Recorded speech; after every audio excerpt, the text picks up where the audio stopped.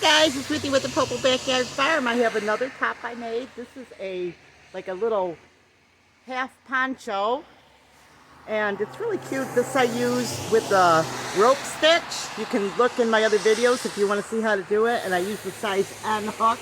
Basically, I just measured around like a little bit bigger than your neck. I think I probably did this about 40, so it would kind of lay and be bigger and not necessarily be like a tight.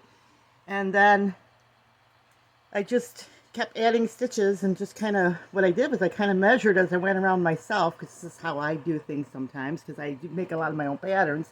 And then where you see there's more stitches, I started adding more to go over the bust and the rest of my body. And you could make this into a really long poncho, or you could just make it like I do. I just make them short so that I can sit with them at night while I crochet and things and be warm. So anyway, this is the little poncho I made.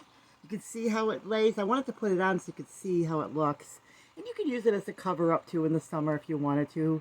And I actually just used white baby yarn from Walmart, and I doubled it to make it more fluffy and warm. And that was it. Just sometimes working with baby yarn is nicer, depending on the project, than regular yarn. It just gives it a little bit more of a softer feel.